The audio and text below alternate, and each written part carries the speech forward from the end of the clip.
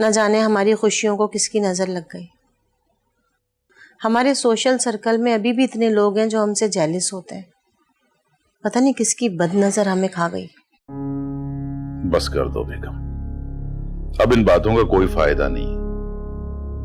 जो होना था वो हो गया। और तुम ये बेबी शावर और पार्टीज की तस्वीरें सोशल मीडिया पे मत डाला करो। इतना दिखावा अच्छी बात नहीं है। ये दिखावा थोड़ी करती हूँ मैं, ये तो खुशियां हैं जो शेयर करती हूँ मैं लोगों के साथ। बेगम, बहुत से ऐसे लोग भी होते हैं जो इन खुशियों से महरूम होते हैं। हमें जरूर उन लोगों की नजरों में आना है क्या? ठीक कह रहे हैं आप। बात सुने, आप अंबर और हारिब की शादी कर दें बस।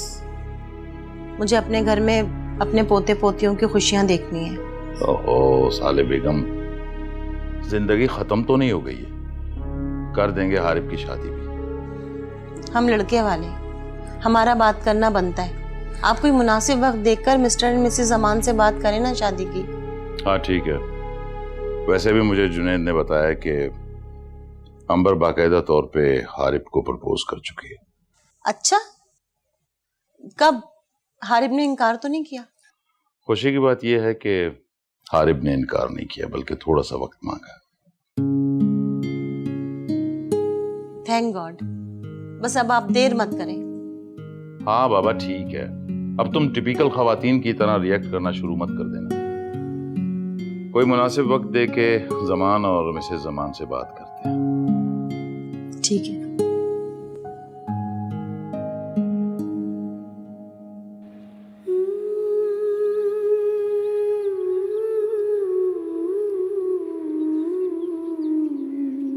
क्या हो रहा है भाभी?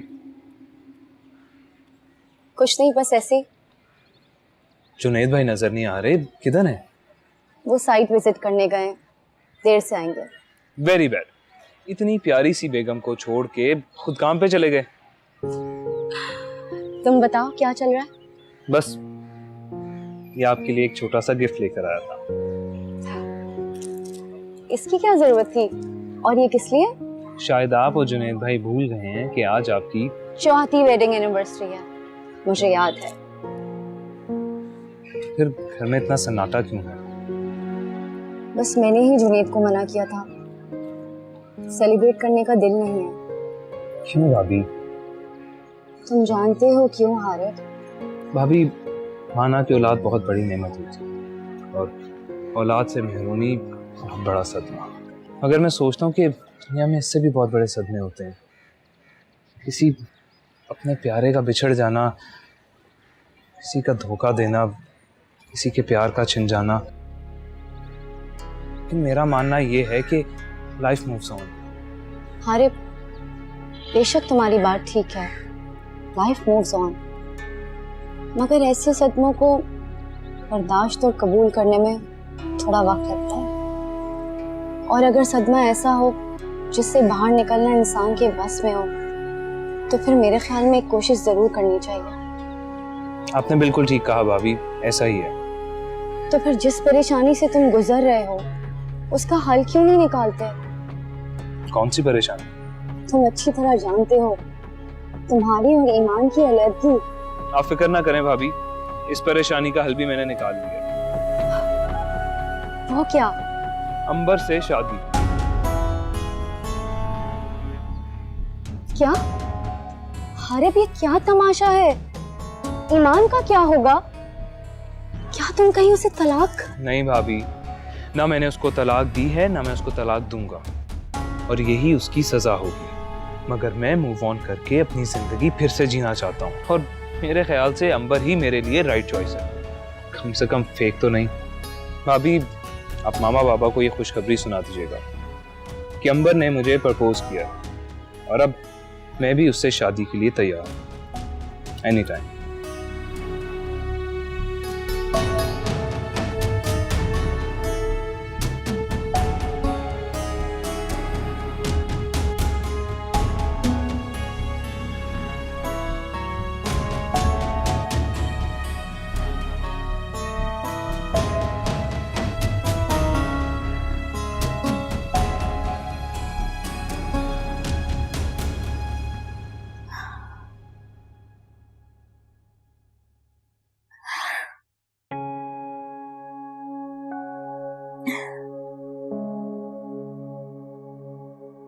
Bano,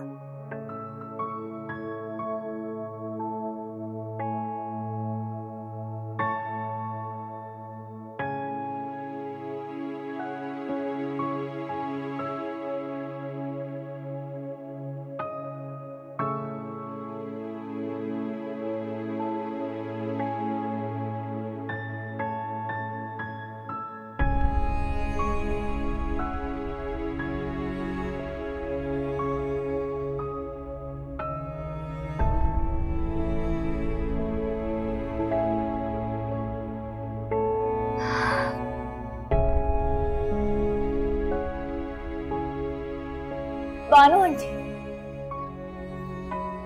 Bano aunty, Bano aunty. ईमान, बेटा तुम इस वक्त सब खैरियत तो है ना? बानो आंटी, मुझे बहुत तकलीफ हो रही है। अच्छा आओ अंदर आओ, शाबाश।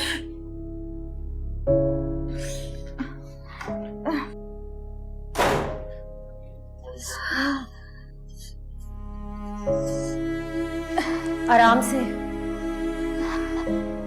मेरा ख्याल है हमें अस्पताल चलना चाहिए। हो रही है मगर क्या बेटा? आंटी, पैसों का बंदोबस्त तो होने दे। मैंने मैडम से उनको फोन किया था, लेकिन राब्ता नहीं हो पा रहा उनसे। शायद वो मुल्क से बाहर गई नहीं। तुम इसकी फिक्र मत करो, अल्लाह कोई बंदोबस्त कर देगा। मेरे पास कुछ पैसे हैं। कुछ पैसे तो मेरे पास भी हैं आंटी है। हाँ, मेरे पास ना एक चेन है, वो आप कल भेज दीजिएगा, ठीक है? वो जो तुम्हें हारिब ने दी थी बेटा, वो तो तुम्हारे शौहर की निशानी है। शौहर? आंटी, जब शौहर ही नहीं रहा तो उसकी निशानी कैसी है? आप प्लीज उसे कल भेज दीजिएगा।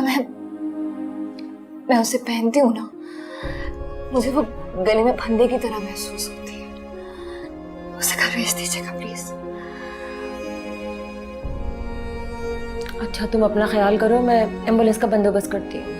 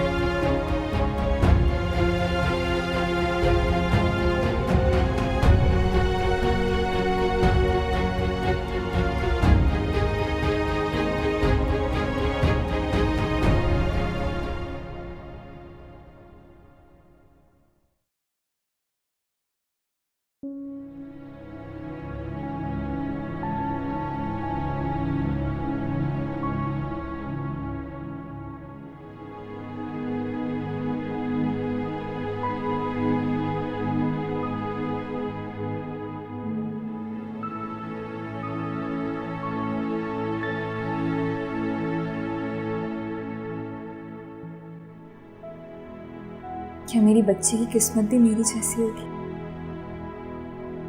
ना बाप का साया, ना कोई सहारा। सहारा तो सिर्फ रब की जात का होता है।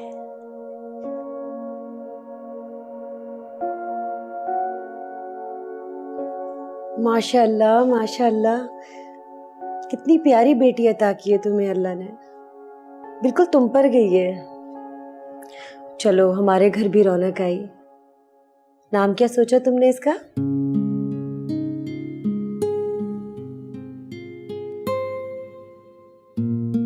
और उसका नाम हम रखेंगे हया। ठीक है, और अगर बेटा हुआ तो? अगर बेटा हुआ तो उसका नाम हम रखेंगे अर्श। लेकिन मैं चाहता हूं कि हमारे ट्विंस हों, ताकि हम दोनों नाम रख सकें। अरे बाप भी ना, अब इसका फैसला तो अल्लाह ही बेहतर कर सकते हैं। बेशक।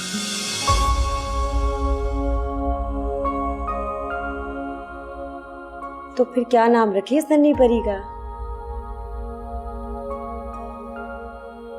हया। बहुत ही प्यारा नाम है बेटा। मैंने नहीं सोचा ये नाम बानो आंटी। ये नाम हारिब को बहुत पसंद था। अच्छा किया बेटा।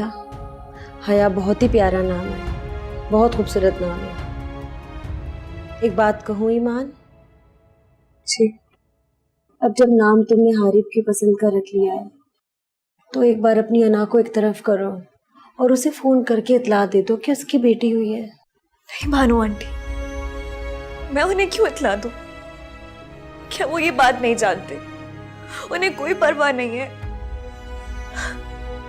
वैसे भी उन्होंने तो मेरा नंबर भी ब्लॉक कर दिया है। तो बेटा मेरे नंबर से फोन कर लो।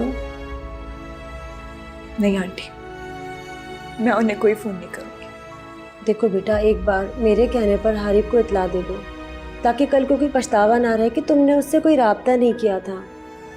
हो सकता है ये खबर सुनकर उसका दिल मोम हो जाए और वो वापस लौट आए। औलाद बहुत बड़ी कमज़ोरी होती है इंसान की। वो यकीनन बेटी की पैदाइश का सुन के ज़रूर आएगा ईमान।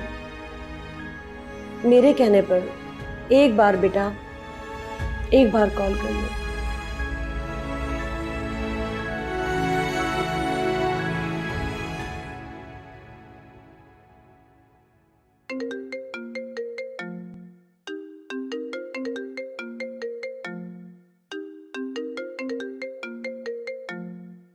Excuse me.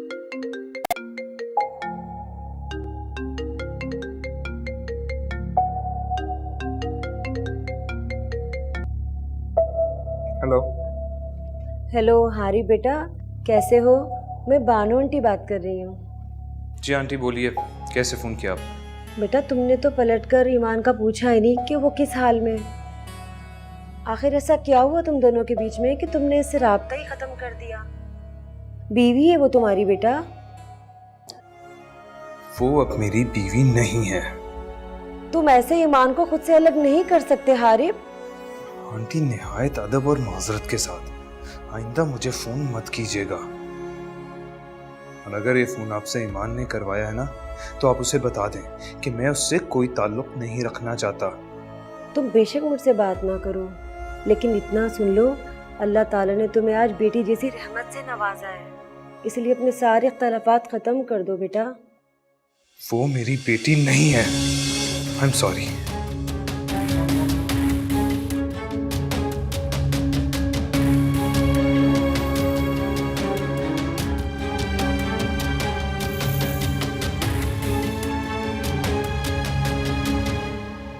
बस हो गई तसल्ली आपको?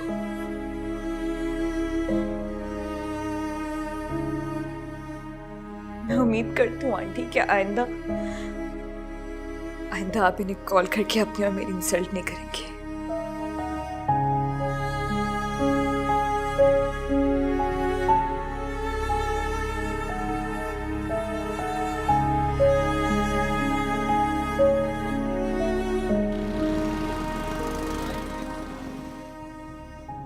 एक बात पूछूं हारिब, थोड़ी सी पर्सनल है।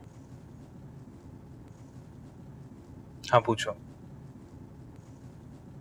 मुझसे पहले तुम्हारी जिंदगी में कोई लड़की रही है?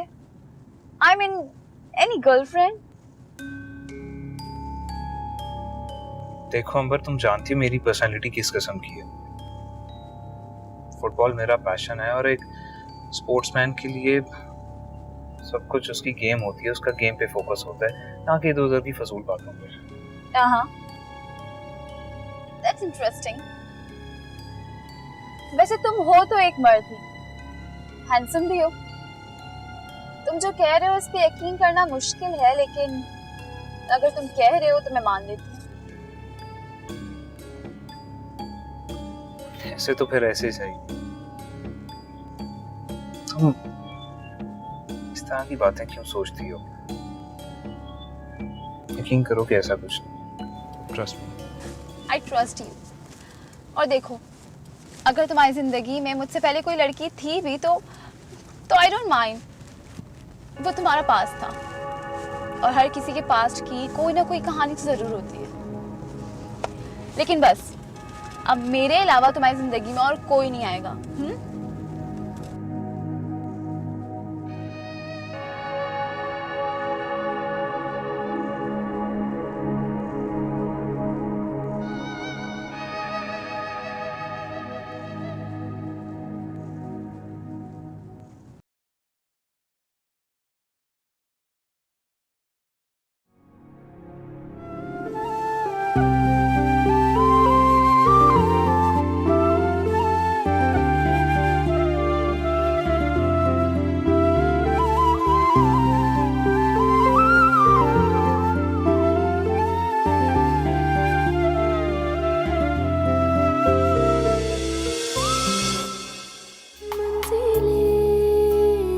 दूर थी, रास्ते थे खफा, था हर एक मोड़ पे एक नया इम्तिहान, ना कोई हम सफर, ना कोई हम नशी, हम पे हो। हालात जैसे भी हों, मुस्कुराना और शुक्र अदा करना सीखो। हम जो भी सोचेंगे वैसे ही वाक़यात और हालात हमें खुद की तरफ खींचेंगे। माफ कर दे खता मेरे मुश्किल कुशा, तेरे दर से न खाली कोई भी गया, तू करम ही करम, अता ही अता, दूर कर दे अंधेरे, सवेरा तू दिखा।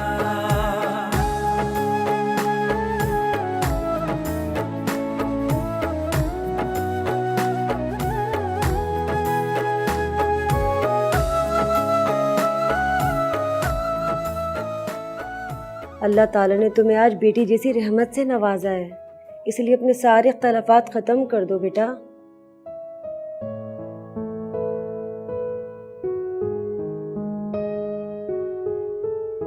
क्यों इतनी बेचैनी हो रही है मुझे? मुझे इन सब बातों से अब कोई फर्क नहीं पड़ना चाहिए। वो मेरी बच्ची नहीं है।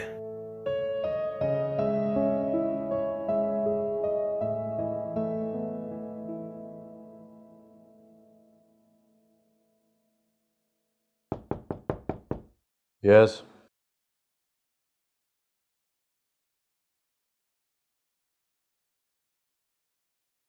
हाँ, वो एनी का कॉन्ट्रैक्ट रिन्यू करना है।